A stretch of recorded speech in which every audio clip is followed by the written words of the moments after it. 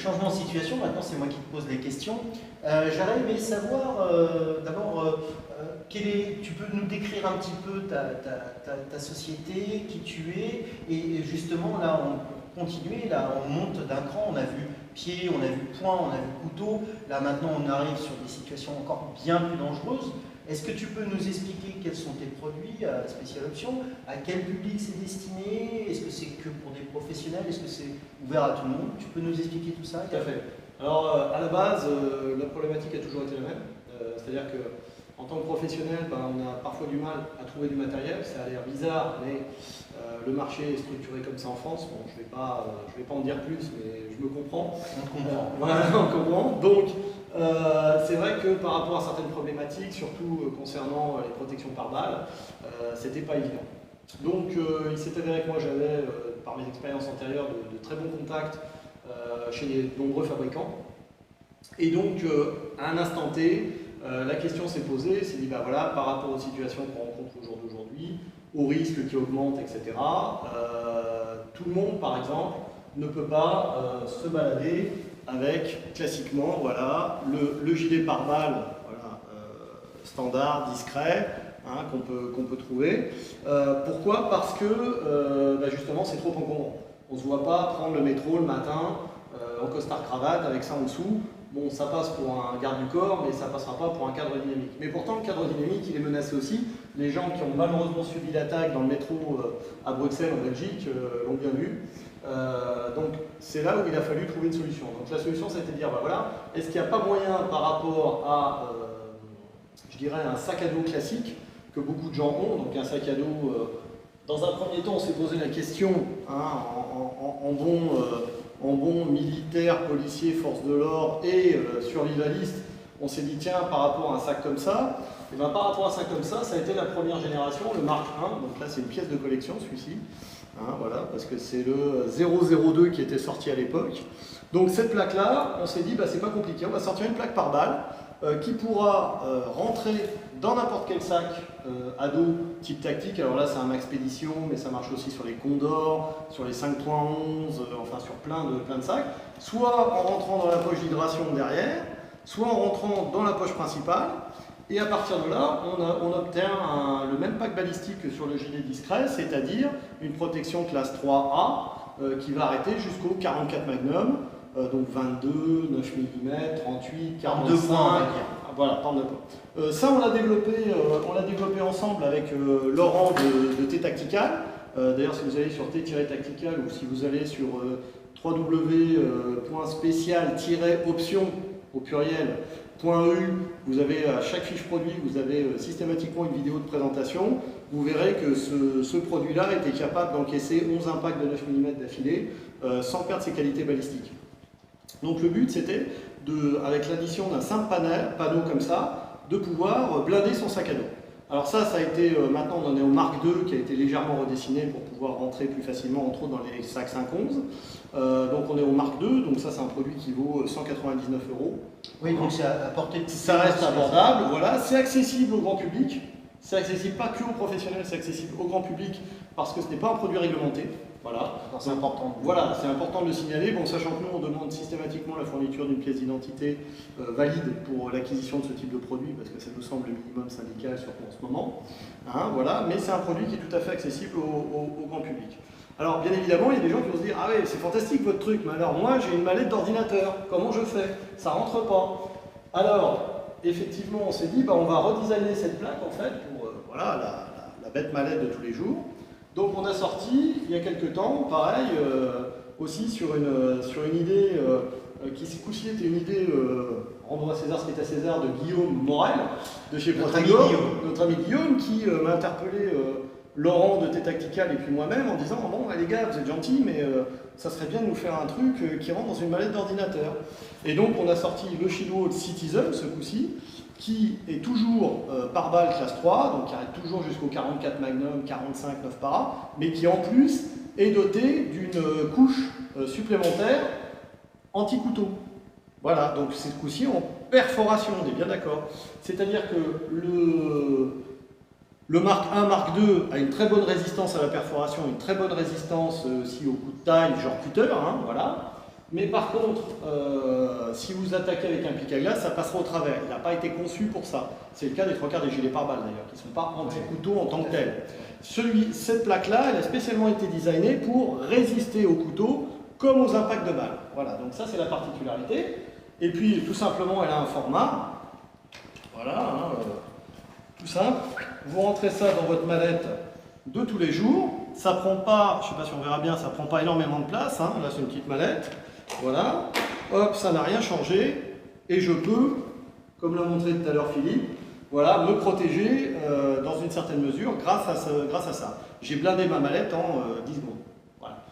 Et alors, bien évidemment, comme il fallait continuer, et là, la vidéo, normalement, au moment où on le verra, la vidéo de présentation sera sortie sur T-Tactical, on a franchi encore une étape. C'est-à-dire que la menace, on a bien vu, plein de gens nous ont dit, attention, c'est une menace de type AK-47, donc vos produits sont très bien, mais ils arrêtent que les armes de poing. C'est tout à fait vrai.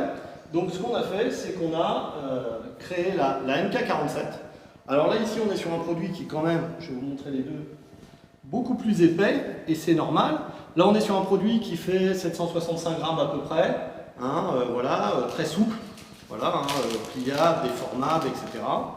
Là, ici, on est sur du polyéthylène balistique, donc là, on était sur du Toiron, une fibre aramide qui est proche du Kevlar. Là, on est sur du polyéthylène balistique, donc beaucoup plus épais, et c'est les mêmes types de plaques qu'il y a dans les gilets d'intervention du RAID ou du GIGN. C'est exactement le même produit.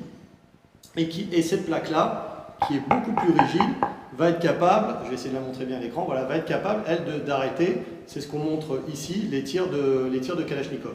Voilà. Donc là, on va pouvoir, à une distance de 3 mètres, stopper une balle de Kalachnikov standard, sans aucun problème, puisque là, c'est exactement la même plaque que ce qu'on peut trouver dans les gilets d'intervention, et qui est taillée sur les mêmes dimensions que la marque 1, la marque 2, et donc qui peut, dans un sac comme celui de Philippe, voilà. Alors, ces dimensions font qu'on ne va pas pouvoir la rentrer dans la poche d'hydration. Là, c'est forcément dans le compartiment principal. Mais voilà, même principe, hop, on la glisse ici. On va essayer de vous faire ça en live proprement. Voilà. Tac. Et voilà, pareil, en 15 secondes, vous avez un sac à dos qui est capable de résister à environ 2-3 tirs d'AK-47 sans aucun problème, puisque les plaques sont multi-impact, il n'y a aucun souci, et pour un poids qui est de 2 kg 150. Voilà, là pour un prix qui est de 325 €. La marque, la Citizen, pardon, elle est dans les 275 €, et donc la MK2 est à 199. Donc chacun peut moduler un petit peu sa protection en fonction de ses moyens, en fonction de ce qu'il veut faire, des menaces qu'il veut anticiper, tranquillement. Si je comprends bien, Yann, donc ça veut dire que techniquement, on peut aller du petit calibre jusqu'à un calibre plutôt relativement lourd, hein, puisque le AK-47 est un des plus lourds jusqu'au calibre d'armes de guerre. Sachant que les plaques classe 3 sont parfaitement capables d'encaisser des calibres légèrement au-dessus du C62. Là, on a sorti spécialement sur la AK-47 parce que c'était la menace, je dirais, symptomatique en ce moment. Oui. Mais on a fait d'armes faciles. Voilà, mais quand vous regardez sur notre site, donc sur Spécial Tir Option, il y a, quand vous allez chercher dans les plaques balistiques pour gilets lourds, gilets d'intervention, il y a une vidéo de test de la classe 3 qui est exactement le même produit que la MK47, hein, sauf que c'est une question de dimension, tout simplement, et où là on fait des tirs à l'AK47, parce qu'on teste tous nos produits nous-mêmes, hein, les certifications de laboratoire, donc ça ne suffit pas, et en tirant dedans, on voit tout à fait les déformations arrière, la tête des impacts, comment ça se passe, etc. Et nous, on est monté jusqu'au 7,62 par 51 sans que ça pose de problème. Hein. Quasiment le plus lourd qu'on puisse trouver. Quasiment le plus lourd qu'on puisse trouver en standard. Je veux dire, après, sinon, on part dans des choses extravagantes. Et tu m'as dit une chose importante, c'était jusqu'à partir de 3 mètres, vous arrêtiez les impacts. Oui. Et ça, je crois que c'est très important parce que on voit par exemple malheureusement au Bataclan, c'est dans une pièce fermée, il y a très peu de... Ça tirait pas à bout portant, mais quasiment, oui. Et là, Ouais, c'est important. Ouais, voilà. c'est important. voilà, très difficile. Alors c'est vrai que l'avantage de la MK47, c'est que bon, certes, elle arrête les calages, mais forcément, elle va arrêter tout ce qui va être en dessous. Donc effectivement, on peut se prendre effectivement là un tir de 9 mm à bout touchant directement sur la plaque sans que ça puisse traverser. Idem pour une attaque qui serait à la hache ou à la machette, là ce coup-ci à pleine puissance. La rigidité de la plaque à l'intérieur va faire que là, ça va être effectivement, je dirais, impossible de passer au travers, même avec un coup de hache. Parce qu'encore une fois, l'avantage du polyéthylène, c'est qu'il va, voilà, on a ici une résistance mécanique.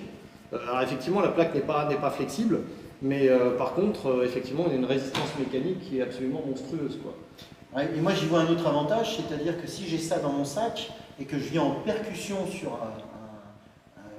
quelqu'un qui viendrait m'attaquer, il ira beaucoup plus mal grâce à la rigidité de la plaque que par rapport à une plaque qui serait un peu plus souple. Ah bah, donc ça devient vraiment le côté bouclier ou qui devient pas que défensif mais offensif aussi. Tout à fait. Donc, pour moi c'est un plus. Là on peut l'utiliser effectivement de façon à donner des coups. C'est sûr que si tu as le sac ici et que tu vas donner un coup comme ça, exactement. Un bord de tranchant, je pense que ça fait mal quand même. Je pense qu'il ne revient pas deux fois. Oui, il y a des chances. Voilà. Donc tous ces produits-là sont disponibles là tout de suite maintenant sur notre site, il n'y a aucun souci là-dessus. Tous ces produits-là sont pareils en vente libre, moyennant effectivement, comme on disait, la fourniture d'une pièce d'identité, de façon à assurer une certaine traçabilité. Et puis je pense que le mieux, ça va être de démontrer un petit peu en action live ce que ça peut donner. Ok. Maintenant, je vais vous montrer comment optimiser aussi l'apport du sac sur une attaque de type AK. La première des choses, bien entendu, c'est de protéger les choses les plus fragiles de l'être humain, donc la tête, le cœur, toute cette zone-là, grosso modo. Je ne dis pas que le reste, ça ne peut pas tuer, mais au moins on essaye de faire ça. Et c'est de tenir le sac, alors avec un petit œil qui jette un coup d'œil, parce qu'au cas où le tireur se déplace, que moi aussi je puisse le voir et me déplacer. Et puis les bras poussés vers l'avant, comme ça, de telle sorte que je vais créer un cône. Plus je m'éloignerai, plus j'éloignerai le bouclier, plus j'aurai un cône de protection important. Ça c'est le premier cas. Et le deuxième cas, donc je vous montre sur l'autre côté, comme ça, voilà. Et le deuxième cas qui est assez intéressant, c'est que l'impact d'un AK-47, que je n'ai d'ailleurs jamais pris, je le précise, c'est extrêmement violent. Et si j'ai déjà le sac comme ça, ce qui risque d'arriver, c'est de me manger moi-même mon propre sac avec la plaque balistique qui est à l'intérieur, c'est-à-dire me mettre KO moi-même. Donc l'intérêt, c'est bien de créer un groupe de protection avec un œil qui jette un petit coup comme ça pour voir où on se trouve l'adversaire, et le bras bien tendu au cas où, quand l'impact arrive, voilà, que j'absorbe avec. Dernière phase de cette vidéo, là on monte dans le cran de l'extrême absolu. Ça n'arrête pas le nucléaire, sûrement. Non, ça n'arrête pas le nucléaire. Donc ce qui était important de préciser, c'est que là on va travailler sur des techniques effectivement basées, comme on l'a dit tout à l'heure, sur des sacs renforcés avec des protections balistiques, mais également avec des méthodes qui au départ, on s'est posé la question avec Philippe quand on a préparé la vidéo, est-ce qu'on montre, est-ce qu'on montre pas, parce que ce sont plutôt des techniques destinées, comme je disais tout à l'heure, aux agences aux infiltrations, à certains commandos qui opèrent dans les territoires hostiles, etc., dans des zones à la con, genre Bosnie il y a quelques années, etc. Mais on s'est dit, le citoyen responsable au jour d'aujourd'hui, je pense qu'il mérite d'y avoir accès parce que le risque il est partout. Oui, en fait, aujourd'hui, on sait très bien qu'on peut mourir à Paris, comme à Berlin, comme à Châteauroux. Enfin, n'importe quelle ville, il n'y a plus d'endroit où on est vraiment en sécurité. Et puis, jusqu'à aujourd'hui, on nous préconisait fuir et prévenir, mais il y a des fois où on ne peut pas fuir parce qu'on est bloqué. Je reviens toujours sur l'exemple du Bataclan. Les gens sont bloqués, ils ne peuvent pas fuir. Voilà. Donc à l'instant T, il faut faire un choix. Enfin, nous, on a fait notre choix. C'est sûr qu'on ne partira pas sans se battre. Mais dans cet absolu-là, c'est ce qu'on essaye d'amener sur les techniques que présente Philippe en stage, c'est-à-dire qu'effectivement partir du basique jusqu'à quelque chose de beaucoup plus avancé, de façon à essayer d'avoir, en tout cas pas la solution, mais des solutions possibles dans le cas de l'ultime extrême. Voilà, hein, clairement. Alors, pour ce faire, pour les démonstrations qu'on a, on travaille, ça on l'a présenté tout au long, hein, on travaille effectivement en sécurité. Attendez, je vais essayer de bien le présenter. Voilà, couteau d'entraînement. Les armes ici sont bien évidemment, hein, voilà, factices, c'est du plastique, hein, voilà, de façon à travailler en sécurité, on travaille dans un environnement sécurisé, entre instructeurs, donc à partir de là, effectivement, les risques sont extrêmement limités. Donc pas de blague, commencez pas à faire n'importe quoi dans n'importe quelle condition. De la même manière, le fusil qu'on utilise est neutralisé, checké, et s'il est équipé ici de ruban bleu, c'est parce que c'est un vieux code de l'OTAN. Les armes d'entraînement dans l'OTAN sont de couleur bleue. Voilà, c'est pour ça que les grenades à plate sont bleues à la base. Voilà, tout simplement. Donc on travaille qu'avec un environnement sécurisé. Encore une fois, on n'a pas, Philippe me le disait tout à l'heure encore, la vocation c'est pas de démontrer des techniques ultimes, c'est pas non plus des techniques innovantes entre guillemets. Non, ça reste du bon sens. Ça reste du bon sens, c'est même des techniques qui existaient depuis, tu me le citais tout à l'heure, on parlait des brigades du Tigre. Oui, oui, il y a les brigades du Tigre, mais même l'utilisation du bouclier, ça date de l'Antiquité. Donc voilà. Et moi je pense qu'aujourd'hui, tout le monde est concerné. Il y a plus, c'est plus spécifique. Voilà. Voilà, c'est plus uniquement réservé à une élite qui a accès, bon, dans le cadre de son travail, de ses missions, à ce genre de choses. Alors bien évidemment, ça reste dans une logique où si vous ripostez avec un couteau, c'est que vous êtes en droit légitime de porter un couteau. D'accord ? Je rappelle qu'il y a des lois en France avec certaines restrictions à l'emport du matraque, à l'emport d'un couteau et bien évidemment à l'emport d'une arme à feu. Que les techniques là qui vont utiliser des armes à feu en riposte par rapport à une agression à l'arme à feu sont faites pour des personnels autorisés à les porter de manière légitime. Et en aucun cas, c'est bien évidemment, on est obligé de le préciser, un encouragement à vous affranchir des lois françaises, même dans un esprit de survie. On est aujourd'hui astreint à respecter le cadre légal tel qu'il est en France. Voilà, je crois que tu as tout dit, on va faire les démos. On est parti ? On est parti.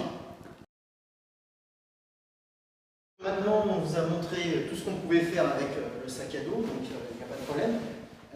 Maintenant, on peut aussi se dire que le sac à dos plus quelque chose dans l'autre main, ça peut être vraiment très intéressant, comme par exemple un truc tout simple, un stylo. Voilà.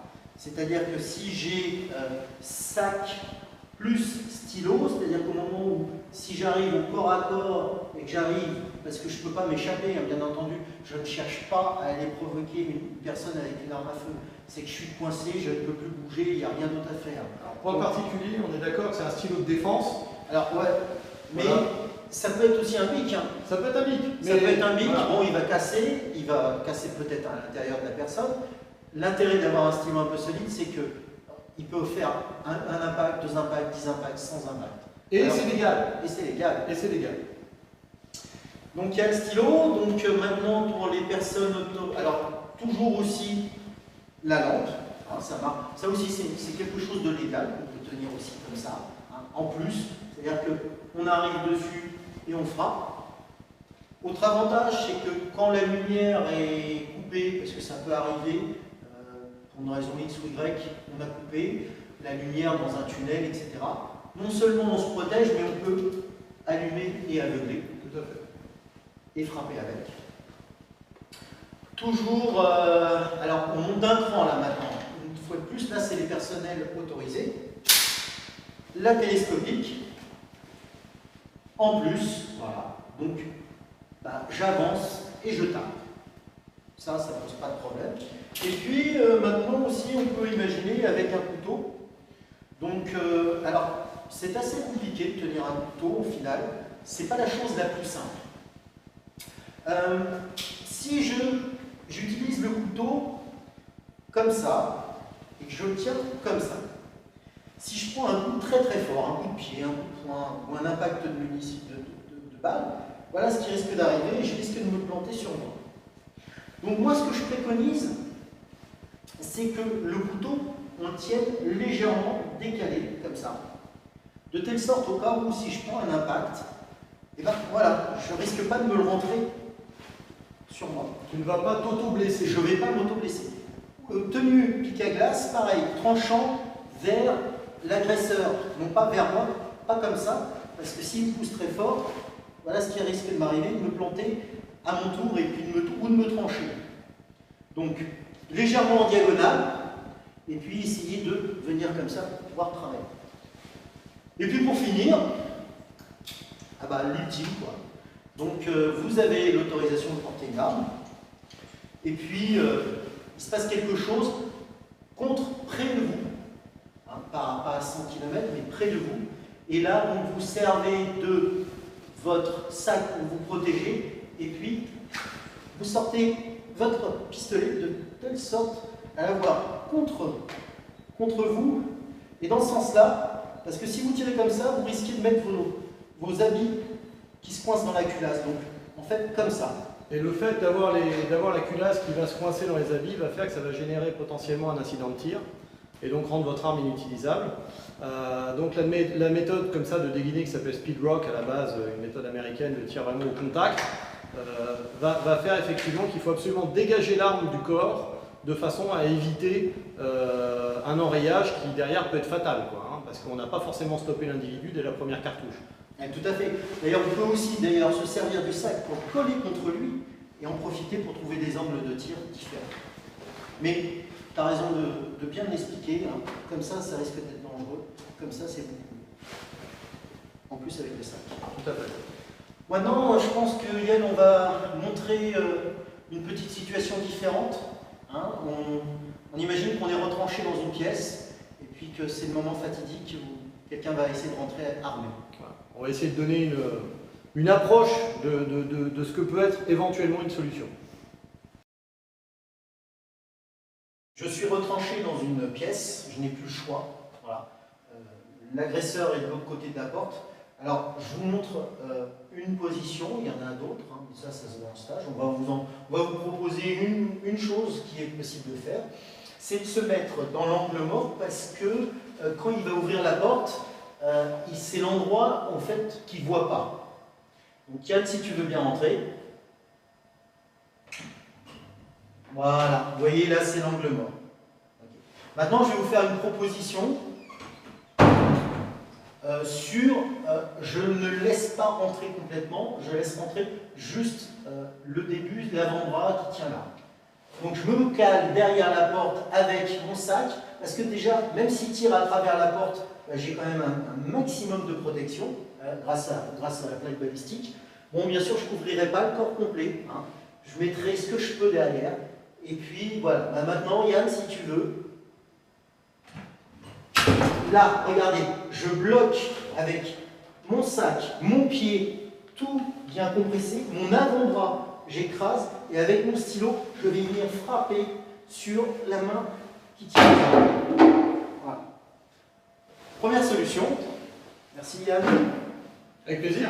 La deuxième solution, cette fois-ci, Yann rentre, peut-être, je n'ai pas eu le temps de le voir venir, ni rentrer, peut-être que lui il est rentré plus rapidement, donc cette fois-ci, maintenant Yann va rentrer avec une AK, et je vais essayer de le bloquer à l'intérieur, toujours avec mon sac à dos et mon stylo. Vous comprendrez que ça peut être stylo, couteau, enfin bref, on ne revient pas dessus.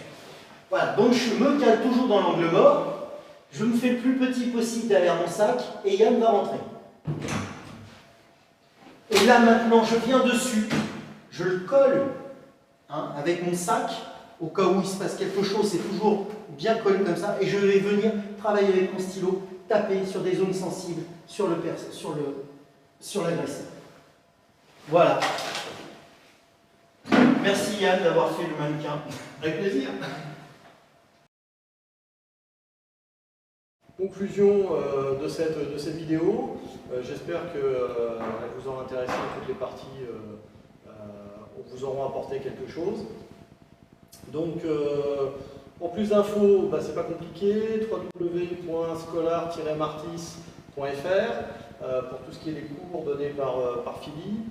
Les annonces des stages, donc a priori un stage qui aura lieu au mois de novembre et Plutôt fin, deuxième quinzaine. Deuxième quinzaine de novembre, a priori, on est en train de finaliser ça. Vous pourrez réserver votre place en ligne directement sur www.special-option au pluriel .eu où il y a une rubrique stage et vous pouvez acheter directement en ligne en réglant par PayPal, virement bancaire, comme vous voulez. Voilà, donc surveillez bien, dès que la fiche du stage apparaît, c'est que vous pourrez réserver.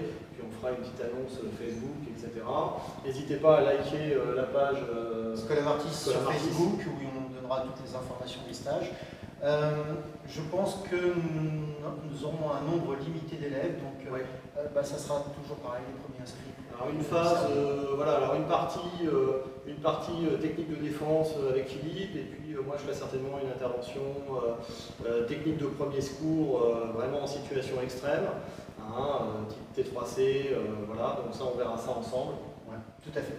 Voilà, pour le reste, écoutez, si vous avez besoin d'un schedule, vous n'hésitez pas, c'est sur, pareil, toujours www.special-option.eu, il y a toute la gamme, plus plein d'autres trucs, et encore on n'a pas eu le temps de tout insérer. Les vidéos, beaucoup de vidéos aussi sur t-tactical.eu avec Laurent, que vous connaissez peut-être déjà, qui fait plein de vidéos intéressantes sur plein de choses. Donc tout le monde travaille ensemble, et puis ça commence à donner des choses assez sympathiques. Voilà. Eh bien écoutez, à très bientôt pour la suite, on vous en prépare d'autres. À bientôt. Suis-moi!